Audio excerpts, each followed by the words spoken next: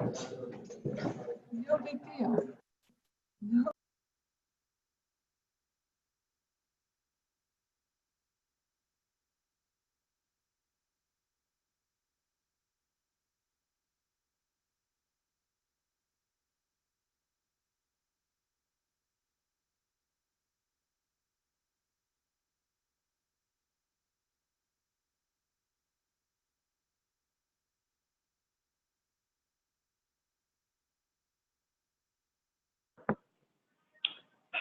Hello, and thank everyone for joining us today on our webinar, Creating an Incident Response Plan for Cyber Resilience with Sentinel One, PreVeil, and Steel Root. My name is Jamie Leupold. I'm the Director of Channel Sales here at PreVeil, and I'll be your moderator today. Before we get started, I just want to go over some housekeeping items, and then I'll introduce the speakers and today's agenda. Today's webinar will last approximately 1 hour. It is being recorded and will be made available to everyone who registered. The slides will also be made available after the event concludes. Everyone is on mute for the duration. If you do need technical assistance, please use the chat feature. If you have any questions for the panelists, please use the Q&A function. Use those at any time. We will have ample time for Q&A at the end of the session.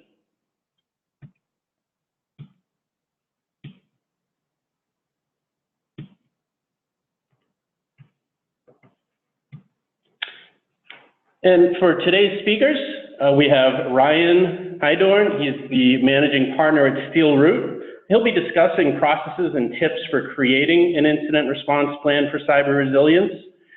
Steel Root is a cybersecurity services and consulting firm specializing in compliance. Vince Petreka from PreVeil will be covering out-of-band incident response communication, key attributes that he sees when talking to customers that they're really looking for to help enable cyber resilience within your communication systems. And lastly, Stephen Overko from Sentinel One. He'll be going over what to look for in a modern incident response platform. Before we get started, I just wanted to launch a quick poll question for the group on what is the current state of your organization's IR plan today? And we'll just wait about 30 seconds to get that answered, and then we'll have, we'll kick it off with Ryan.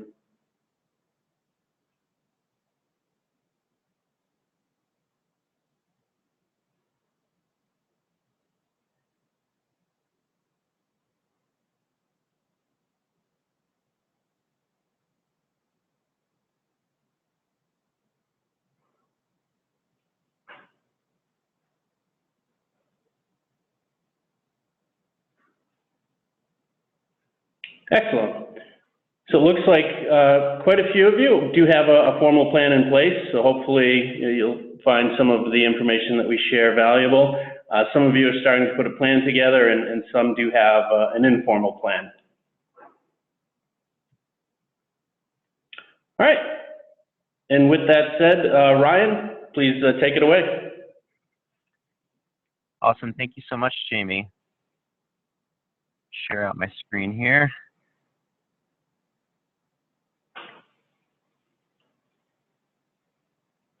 All right, hopefully that worked. Can you all see my screen? Looks great, Ryan. Thank you. Awesome, so hello everyone, and also welcome to today's webinar on creating an incident response plan. My name is Ryan Heidorn, that's my smiling mug up there, and I'm a co-founder and managing partner at Steel Root. Like Jamie said, we are a cybersecurity services firm that specializes in compliance. We do a lot of policy development. So today, my job here is to walk you through some key elements of what we see as foundational elements of a good incident response plan. So as part of Steel Root's compliance practice, I help companies develop and test incident response plans, often for the first time. So I'm going to be talking about fundamentals here, but if you've already gone through that process at your company, don't worry, there will be some good content for you as well. I'm also going to point you in the direction of some excellent resources that will help you create a good foundation for that plan. So let's start by defining the problem. Security incidents are happening constantly, as many of you are well aware. Sometimes they're grabbing headlines, like the city of Baltimore, which is still struggling to get their systems online over a month after they got hit with the Robinhood ransomware. I read, and if you've been tracking the story, you probably saw too, that their budget office is estimating that the total effect of Robinhood is going to be at least 18.2 million. And then you may have also seen this headline. There's ASCO Industries, one of the world's leading manufacturers of aerospace components, who basically shut down their global production this month because of ransomware. And if you've been in information security for a while, it might start to feel like it's 2017 again with all these ransomware headlines. And of course, it's these headline-grabbing incidents that are keeping your board up at night. But those of us who are working in information security deal with this day-to-day reality of a constant onslaught of attacks and threats. So we know that incidents are going to happen and that the idea of control is an illusion, hence the title of the slide. So if you've seen the hacker show Mr. Robot, you may recognize that as a central theme of the show. Basically, it's not a matter of if you get hacked, but when. So InfoSec and IT teams are dealing with these threats that really range from fully automated attacks to highly tailored APTs. So in today's security climate, your response strategy is as important as your defense strategy. Just to illustrate that point, ASCO Industries, you may have seen, they're being criticized right now for really being slow to make this announcement that they got shut down by ransomware. They haven't released the strain of ransomware that affected them, and they've stayed really quiet about the incident in their response. Now, I'm not making a judgment whether or not that's the right or wrong thing to do, but if you contrast that with Norsk Hydro, the big aluminum producer who got hit with a similar attack earlier this year, Norsk was providing constant updates about the incident to the public, and their stock value actually went up during the recovery process, even though they reported related losses of almost 40 million. So if security incidents are happening constantly, and that's our reality, there's also a reality that how you respond makes a difference. So today's webinar is about creating an incident response plan for cyber resilience. This is a high-level life cycle of the incident response process, which you may be familiar with. It comes to us from NIST Special Publication 861. And I spend most of my days deep in the NIST frameworks with a lot of the consulting work that we do. But if you're not familiar with NIST, it's the National Institute of Standards and Technology. And their cybersecurity control frameworks are widely used industry standards. So if you're here today because you've been tasked with setting up an incident response plan for your company, at some point you're going to need to get familiar with NIST 61. And doing incident response, quote unquote, right, requires a lot of work, preparation, cooperation between information security, IT, senior management. So participating in the webinar today, we've got 3 companies that each represent different elements of the incident response lifecycle. My company, Steel Root, provides consulting and policy development to help you stand up and test an incident response team. Sentinel One's endpoint security platform enables technical responders to detect, investigate, and triage threats on the network. And PreVeil's end-to-end encrypted messaging and file sharing platform helps ensure that your adversary isn't eavesdropping on your response and recovery efforts. But really, my contribution today is to show you where to start with the preparation phase and provide a general framework for what your post-incident activity should look like. I'm going to give a big shout out here to Ryan McGeehan's Starting Up Security project. I've cited it over there on the right. He's got some really great resources and discussions about what you need to consider when you're starting with response planning. And he published a template for an incident response plan that I highly recommend as a great starting point. Even if you've got a formal plan and procedure already in place, it's probably worth browsing through some of his resources because there's some really excellent tips in there. So here are the basic elements of a plan as I see them. First, you have to have some process for escalation.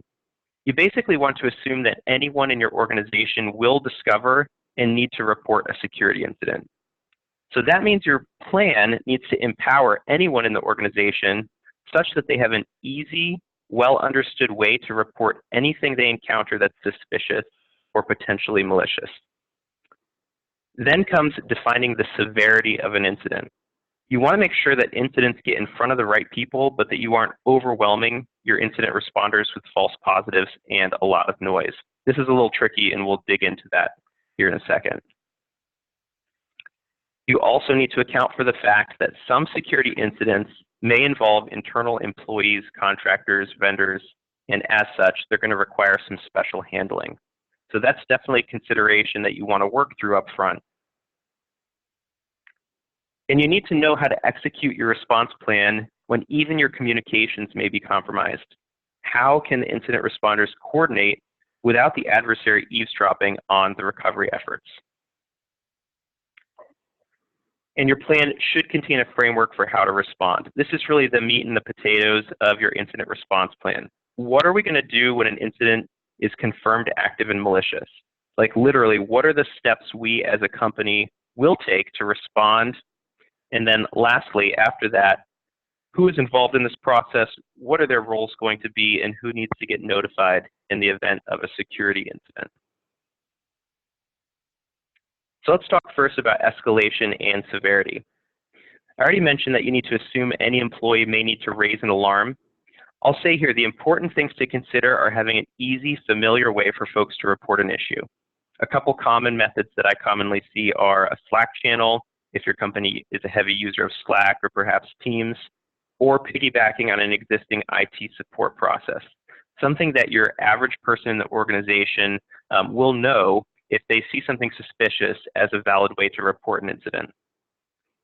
And then you also have to have an internal procedure for how to gauge the severity of that reported issue. So Ryan McGeehan, who I mentioned earlier, breaks this into 3 general categories, and I think they're a fair place to start as far as general categories go. So you've got 3 things. You've got low or medium, high, and critical severity. Low or medium severity issues, these are going to represent most unconfirmed issues as they come into your pipeline that are going to require some form of investigation. So it's probably not critical to wake somebody up at this point, but you do need a process to follow through on these. High is reserved for when it's confirmed as a legitimate issue. So this is malicious activity or when you find a vulnerability that could be exploited. At this point, active exploitation of that vulnerability hasn't been proven, but it's perhaps likely to happen. Your process here is probably to wake up the incident responders or pull them off other commitments. And then lastly, critical severity. This is reserved for actively exploited risks. You've identified active exploitation by a malicious actor, and now executive leadership needs to get involved, and the rest of your plan goes into process. Before we talk about the employee, contractor, vendor, or partner. Up on the screen here, this is Gregg Cheung. He's my favorite example of an insider threat. If you're not familiar with his story, he worked at Boeing for 30 years. And during that period, he stole like $2 billion worth of sensitive documents and sold them to China. When the FBI finally caught up with him, they found 250,000 sensitive aerospace documents buried under his home. So he was later sentenced to 16 years in prison, and it didn't really work out for him. But I think it's pretty staggering and kind of illustrates the point that he was able to steal and exfiltrate that data undetected for 30 years. So in your incident response plan, you need to assume that you may have an adversary within the organization. And you're going to have to consider things like having a safe and secure process for folks who need to report these sensitive issues. What do you do if your boss is acting suspiciously? Is there a process internally that you can raise that issue and not be afraid of retribution? Alongside that, how does your company handle internal whistleblowing? And for the responders, what are your different response procedures for a malicious insider versus an accidental insider? Also in your plan, you want to have a documented process for out-of-band communications. How will you respond to an adversary that may be monitoring your communications? You probably need to assume that they are or will be, and as such, you're going to need pre-designated, trusted communications channels. You don't have time for folks to reset their passwords on some obscure app that you never use or try to find so-and-so's cell phone number. So with that in mind, I'm excited for you to see PreVeil sharing their solution on how they make this process really secure and painless. Okay, so it's go time. You've got a critical issue and every minute counts to organize your response. What are you going to do? My opinion, shared by many, is that you want a lawyer involved ASAP. Obviously, you need to let executive management make that call, but you probably want all of these communications and proceedings under the protection of attorney-client privilege so that it is not discoverable in some lawsuit that may pop up down the line.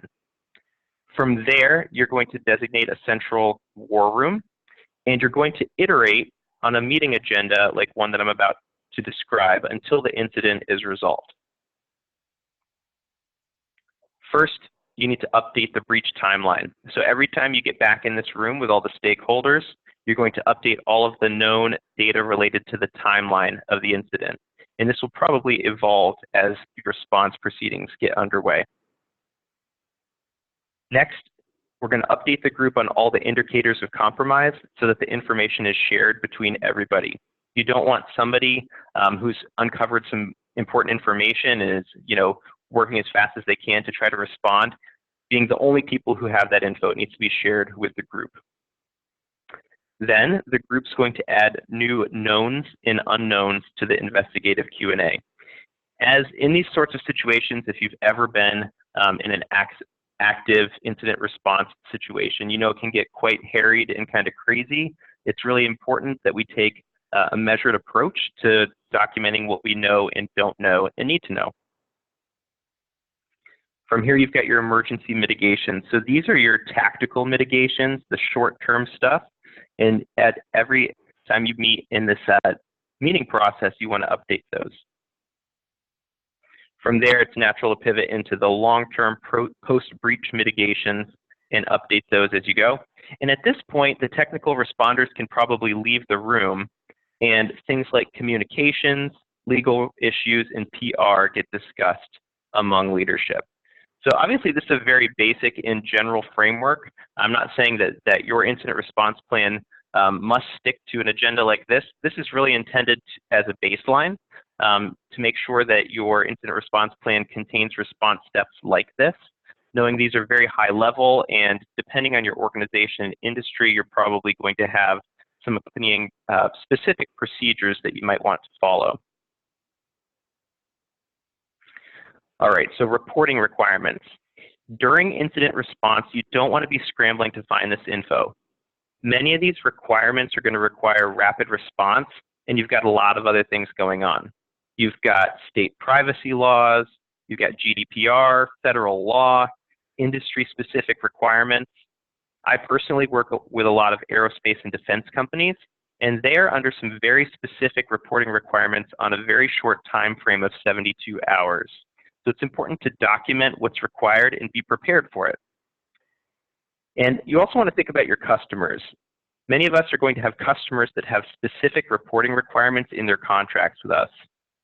I'm of the mindset that you should add as much of this directly into your plan as possible, while also making note of the fact that in addition to what's written in the plan, the possibility of other reporting requirements must be investigated as part of the response. So if you create this great plan and you just put it on a shelf or file it away with all of your other policies and procedures, how do you think it's going to play out when you have to dust it off and actually use it? Testing your plan is an absolute must. And one of the best ways to do this is to conduct tabletop exercises. These are when you take a day or even half a day and get all of the stakeholders in the room to act out how you would respond to a hypothetical incident response scenario. And in a lot of the organizations that I work with who are conducting these exercises, I ask them who's participating, and like 9 times out of 10, it's just the IT or InfoSec people. It's really not good enough for just InfoSec or IT to do the tabletops. You need executive management to participate as well. And when they do, they're going to very quickly realize the importance of this program and getting communications and legal on board too. The general rule is the more often you do this, the better.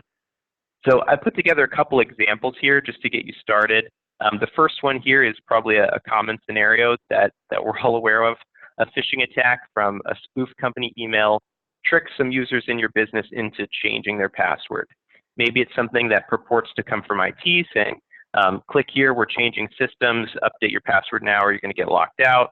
IT can commonly learn about these incidents days later, sometimes maybe from just overhearing somebody talk about, hey, whatever happened to that change in email providers that we heard about? This would be a good thing for you to mock up as a tabletop exercise. Or just one more here. With all the ransomware headlines, I had to add this in. So it's a holiday and most of your company is out of the office. The outsourced after-hours team reports that your endpoint security platform is going nuts with crypto-related alerts. What do you do? So for any of these scenarios, this exercise should include asking at least the following questions. What is the threat? What's the risk of that threat? What defenses are in place today and what isn't in place that would have helped? What business processes would have to be enacted in order to respond appropriately? And here's an important one. Where else has this kind of incident happened? Either in the way of publicly known cases or other anecdotes that your team might be aware of. And how did those play out? How would you respond to all of this? This is a Twitter account that I follow, Bad Things Daily, and they just basically tweet out some edge cases around tabletop exercises. So if you're looking to get started with a tabletop exercise for your organization, this is a good place to go for some inspiration. That's it for me, so thank you very much. I'm going to pass the ball over to Vince at PreVeil to talk about strategies for communication when an adversary may be monitoring your communications. But while he's getting set up, just a reminder that we hope to have time at the end for questions. So please submit them through the Q&A through Zoom, and our moderators will queue those up for the end.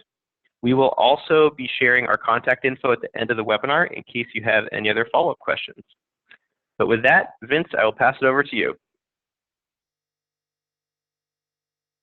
Thank you, Ryan. This is Vince Petrarca with PreVeil. And let me go ahead and share my screen.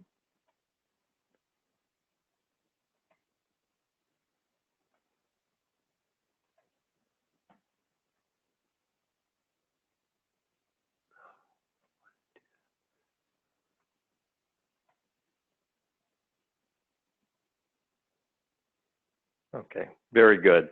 So talk specifically now about what it means to have an out-of-band communication solution during an incident response scenario.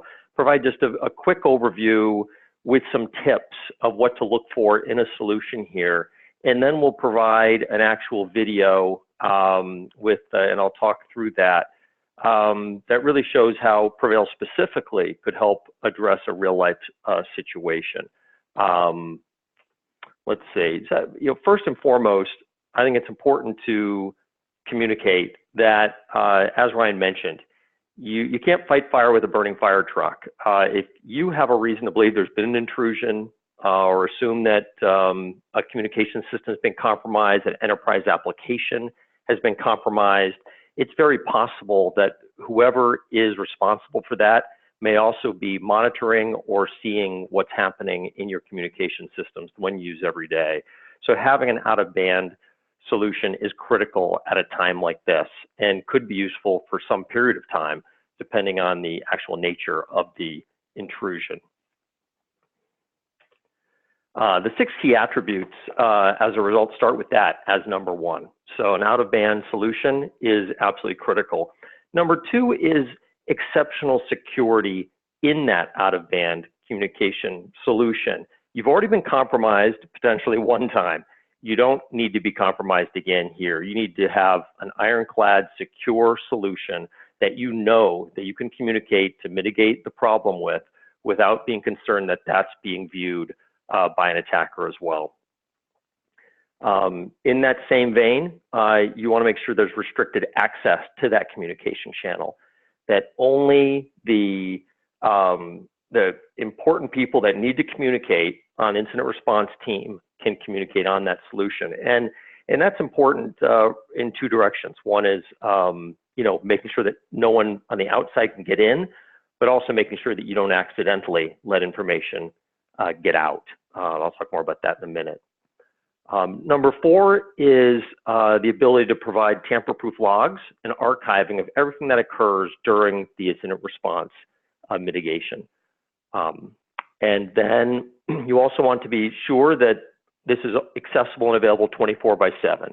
And 24/7 these days means that it's not just on your desktop, it's not just on your laptop, it's on tablets, it's on mobile devices, it's available, with the device that you have at different times during the day and night so that you can be available and communicate. And last, again, as Ryan indicated, ease of use is absolutely critical. You won't tend to use these solutions every day. And so people won't be able to remember special rules or special requirements.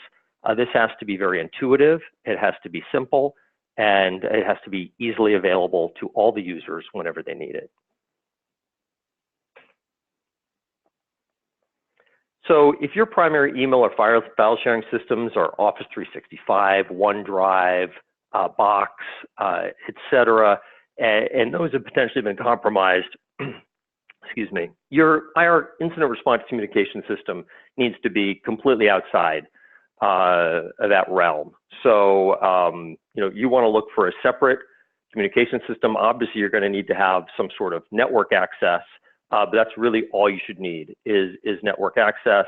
And then this out-of-band communication system will operate completely separate, not over the same storage, not over the same transmission as your existing systems. Incident response requires the highest level of security. The challenge that you're going to face, we just talked about credential theft. Credential theft is very common. You want to make sure that in your incident response communication system that you've got, instead of using passwords, use something more akin to device authentication, where maybe you have private keys on user devices, and that's what you use to authenticate, not passwords. That will ensure that those haven't been compromised. Other common challenges you're facing during a breach, of course, is networks and servers that have been compromised. We'd recommend that your incident response communication system leverage end-to-end encryption, device to device, so that there's no man in the middle, there's no one in the middle of the communication channel that can see what's going on and intercept those communications. And possibly worst of all is when you determine that you might have an administrator account that's been compromised, either through an insider or through someone whose password or credentials have been compromised or some other situation. And we'd recommend that in an incident response communication system that all admin access be protected, and that you make sure that no individual administrator can go in and change information in the system, monitor communications in the system that they're not supposed to be, etc. So managing privileged administrators is a key part of what you should be looking for in your IR communication system. We talked about restricting the users and information going in and out of this network. Clearly you want to keep the bad guys out, but you also want to make sure that you keep the sensitive information in. So you don't want anyone jumping into this group of users that shouldn't be, but you also don't want someone accidentally copying someone outside the company, maybe even someone inside the company who really shouldn't know what's going on here or some of the details of what's going on. And so what you can do is get a solution where you can whitelist or create a walled garden of users that are specifically going to be involved in the incident response.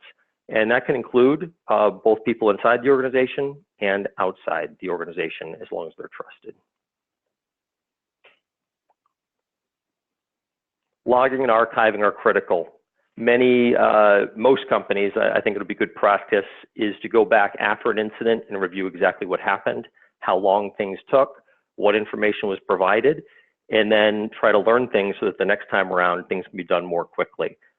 There may also be investigations. There may be even litigation associated with these, and having logs and all of the historical information that's tamper-proof and recoverable is absolutely important. So make sure that whatever system you're using can provide that type of information and security. When there's a scenario like this, every second counts.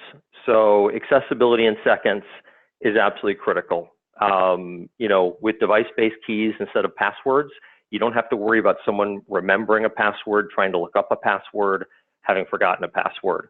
You want to use applications that are right on the devices they have today. They don't have to log in anywhere. They need to be able to access from any device that they have handy at that time, and they need to be able to do that wherever they are, whether at their house, the office, traveling internationally. As long as they can get an internet connection, they should be able to be a part of the response and the mitigation effort. And to make this truly easy, this solution would be integrated with existing business client apps. Again, while you want to make sure this is out of band, at the client level, you want to emphasize ease of use and make sure people are using solutions that they're comfortable with. And so this can be accomplished with certain applications where they can take advantage of the existing client applications you have and still operate in an out-of-band manner. So quick recap, and we'll look for these in the upcoming video. Out-of-band communications, high security, restricting access through whitelisting with a trusted community, complete tamper-proof logs and the ability to archive all the activities, accessible and available 24/7 on all devices, and ease of use by not requiring any additional training or using really new application types that people are not familiar with. And with that, let me move on to a communication simulation.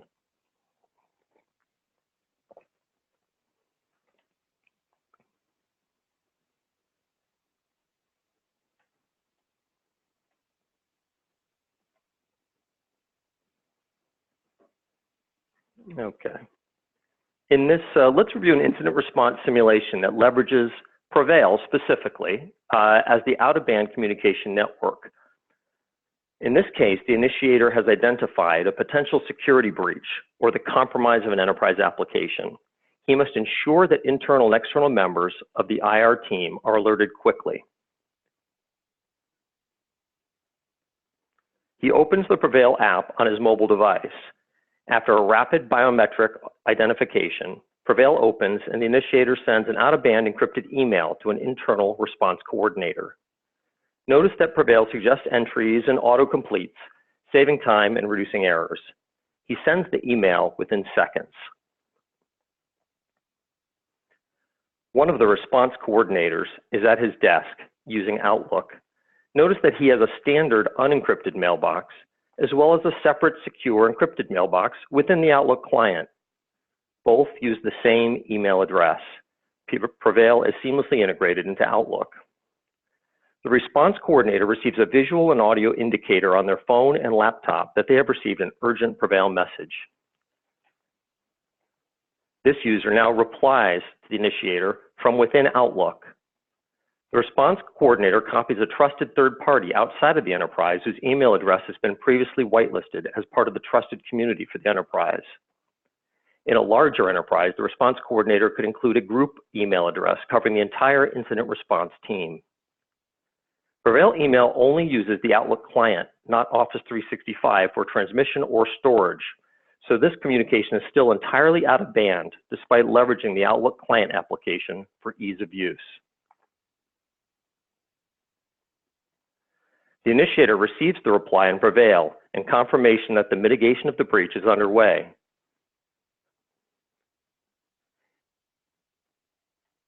He then clicks on his Drive tab to validate the network logs are being shared in an encrypted folder. At the same time, the response coordinator uses File Explorer to copy the critical log files from a standard drive to PreVeil's encrypted drive. PreVeil is seamlessly integrated with Explorer, so this is simply drag and drop. Instantly, the logs are available to the initiator and anyone on the IR team that has access to the secure shared folder on laptops and mobile devices. The trusted third party that supports this enterprise in crisis situations receives a notification on her mobile device that she has an urgent PreVeil message. She does not have PreVeil software on her desktop device, but she has a PreVeil account, so she quickly goes to the web PreVeil URL in her browser and enters her email address. Then she just clicks Log into web PreVeil on her mobile device and scans the QR code that pops up on her desktop.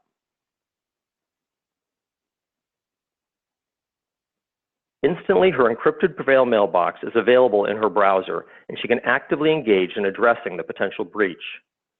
PreVeil does not use passwords to ensure secure communications because passwords are constantly being forgotten or stolen, and both of those scenarios are problematic in a crisis situation like this one. Jamie, that wraps up my segment. Back to you. Thanks, Vince. That was excellent. And we'll be finishing up now with Stephen Oberko from Sentinel One, and he'll show you the Sentinel One platform and talk a little bit more about how that can help with incident response. Alrighty. Hey guys, can you all hear me? Hear you loud and clear, Steve. Thanks. All right, great. So, yeah, to get started, for those that aren't familiar again with Sentinel One, really we focus a lot, pretty much all on the endpoint. So we focus on prevention, EDR, and threat hunting. So specifically things that'll help out with IR. So a couple things that I want to start off and go over are, what are some things that you should be looking in an IR tool or an IR platform. So I like to show this slide, and I know a lot of the slides I'm going to show will have a lot of Sentinel One branding, but to keep it educational, I'll try to keep it as generic, of course, as possible. So the first thing that we believe in a lot over here, and something that I believed a lot before coming to Sentinel One, was really integration. So one of the key things that I'll talk about in a little bit today is integration with other solutions in your stack to really automate things like responses, or to automate the sharing of information to other tools and sources. So you're going to see quite a bit of that. One of the other really key things is when you're looking at a platform, you want to make sure that it's, of course, covering all the different endpoints that you manage. So not just Windows, but you should be looking for something that's strong on both Mac and Linux if you have a lot of that. And last but not least, you should really focus, of course, not just on the data that you're getting back in the forensic info, but how quickly you can respond with that tool and some of the responses it actually provides. So to show a little bit of that, I'm gonna go over a couple slides, and then I'm actually going to jump into a live scenario to talk quite a bit about, okay, ransomware hits, how do you handle that and respond to it, or how do you hunt for, that needle in the haystack. So we'll take a look at some live scenarios. But the first thing that I like to show is, really some of the areas that you should be focusing quite a bit on when dealing with looking, again, at a really good IR tool, or maybe even a full-blown EDR EPP tool. So a lot of the tools out there have prevention in them, but as Ryan mentioned, and really kind of quoting one of my favorite shows, these days you can have the best tools on the market in terms of prevention, but there's always a chance something will get through. No one can predict the future. If we could, I think everyone would be using just us for a tool. So really, what do you need to focus on? And that's using more advanced technologies to discover things like anomalies or bad behavior on the endpoints, and being able, again, to either automatically or manually respond to those. So I'm going to focus, for the sake of today, really on these latter three areas. Then, of course, on prevention. So in order to talk about responding to various threats that might hit the system, I like to show this slide because I feel like a lot of the solutions out there have a good amount of these responses, and sometimes when I'm talking to customers, they don't realize some of the things that are in their toolbox that they have capable that they can use. So the first couple of responses that are very common are, of course, killing and quarantining processes and files. But one of the big threats these days, other than just simply ransomware, and of course insider threats are huge too, are fileless malware. So alone last year, I think we saw hitting our customers, there was a 96% increase in fileless malware in 2018 amongst our customers. So you really need resilient solutions that can handle not just the stuff that's on disk, but you also need to start focusing again more on things that are happening in memory or that are occurring with trusted tools. So when you detect something like that, really you need to focus on automating things like containing the endpoint so it can't spread even further. And then from there, how do you clean that up in a timely manner? So a lot of methods that I see people are using are extremely manual. For instance, an endpoint, gets infected on the network. They receive an alert that it was killed and quarantined, but some of the older tools out there might not give you, all the forensic detail or information that you need to really know that that's been cleaned up. So then they have to physically run down there, disconnect it from the network, or maybe they log into the switch and kill the port or what have you. And then they go through and start collecting things like logs off the endpoint, having to line the logs up in the right order, and then start reading them to get a true context as to what's actually occurred on the endpoint. And then from there, they start the cleanup, which is typically, again, a manual method of going in and maybe deleting some reg keys that were added to the system, or maybe even just re-imaging the entire box. I know a lot of organizations, a standard response to, hey, this endpoint got attacked is, okay, let's kill it and then re-image the box as a default response. And that can take a long amount of time to really perform some of those actions. So really, one thing that you should be looking for to help automate is I'm gonna hone in on the logs and forensic detail aspect of it, because there's a lot of great tools out there that'll send a lot of useful information up to you, but you have to make sense of that. So there's a couple of ways you can approach this. Number one, a lot of the SIMs out there can actually help you correlate the log data. And again, a lot of them incorporate AI and machine learning models to actually take the data and contextualize it to make it easier to read. But there's also other tools. So one thing that we specialize in is taking all the data and actually linking it all together in a story before it ever even hits your eyes. So automations like that are things that you should be really looking for, because it can mean a difference of, hey, I saw this alert and I've responded to it within seconds and I understand what happened within seconds or minutes, rather than, hey, I got this alert, I need to spend the next several hours or maybe even days, depending on where the computer's at, trying to gather logs, line them up in the proper order, figure out what happened, and then respond to it from there. So I think that's a key aspect. And then the last thing is really, again, covering all your bases. So again, not just focusing on tools that of course cover only Windows. If you're a multi-OS shop, make sure that the tools you're using cover all the platforms that you manage, whether it's virtual, physical, up in the cloud, or again, local, or maybe you don't even really have a LAN and all your employees are remote, being able to really see what they're doing.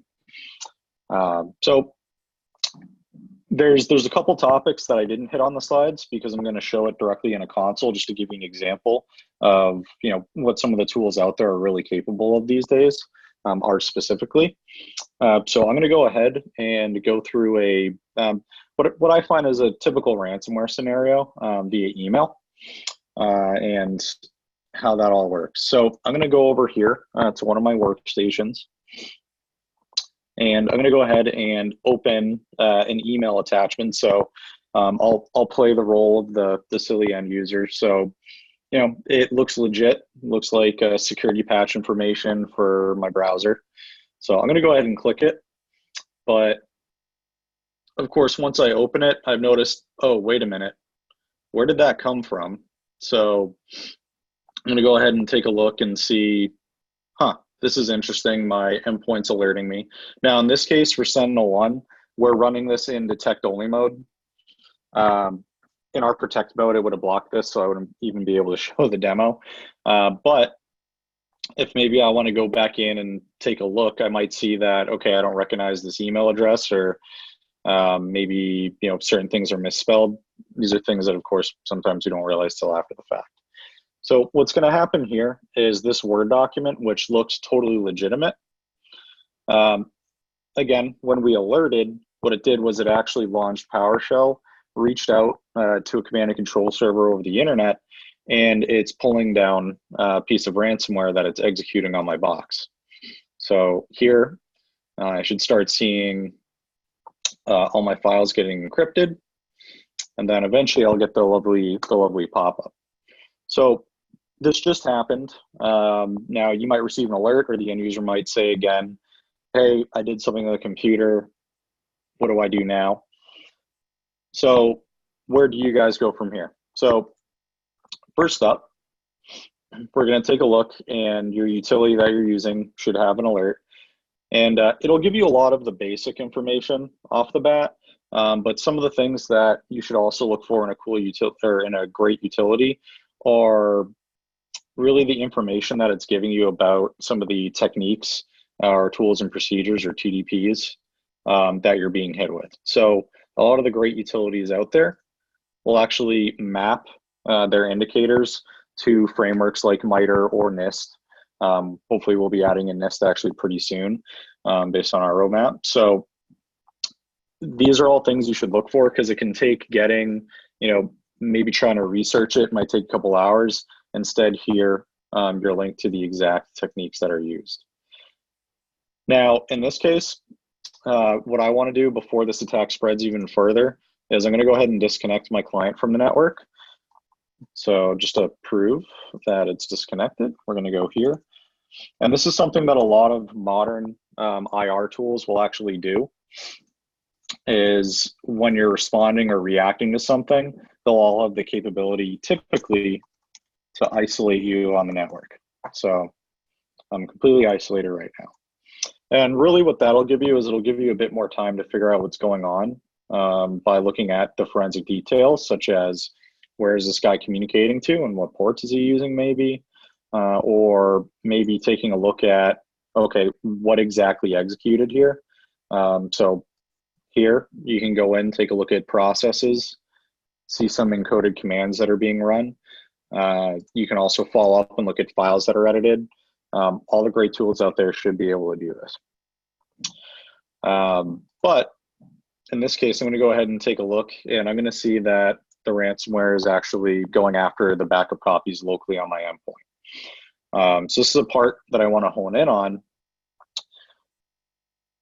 Another thing that you should be looking for in an IR tool is anti-tamper. I know this sounds like something that's pretty basic, but the tools that you're using should be able to protect themselves as well as the system.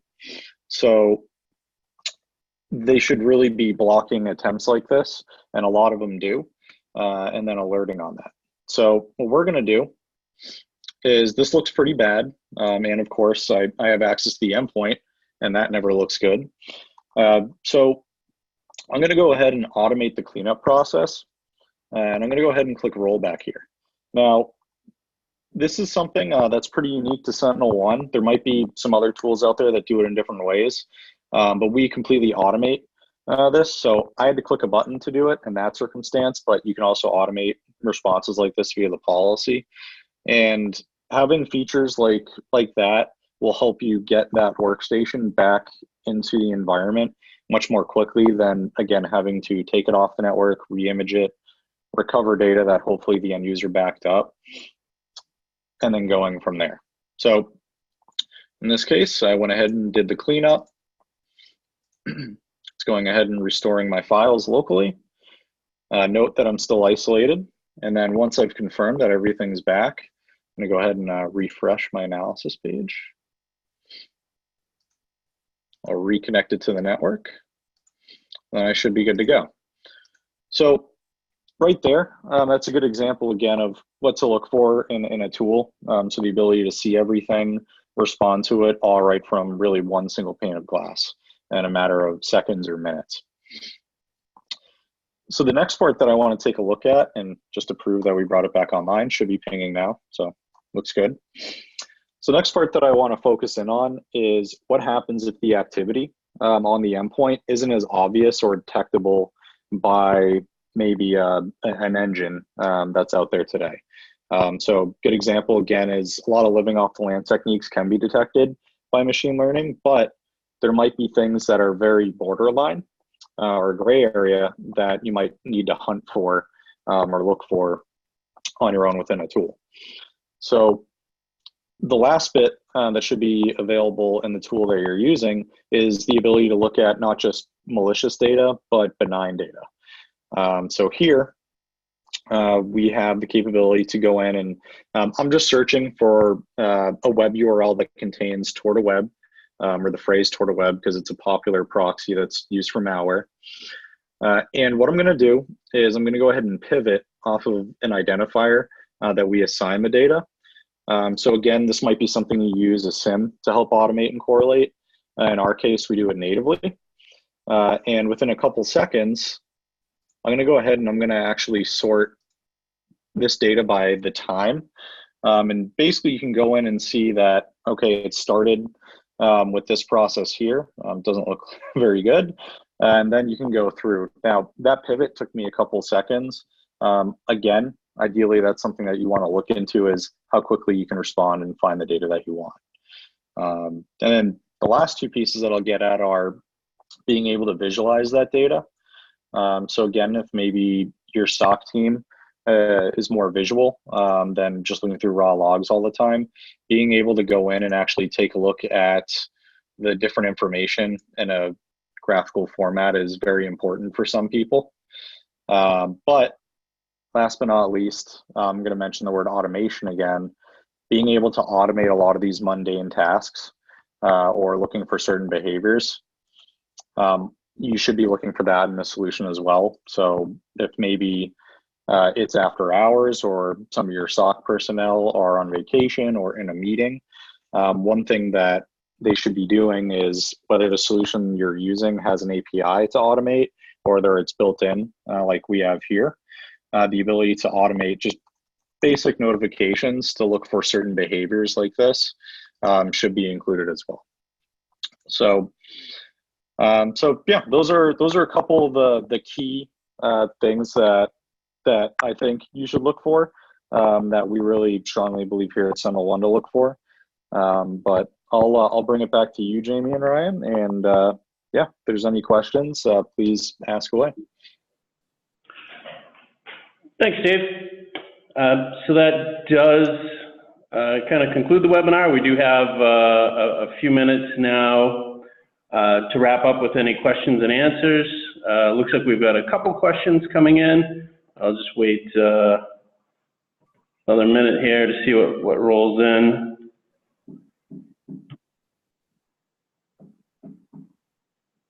So I think there was one by Michael Gross in there.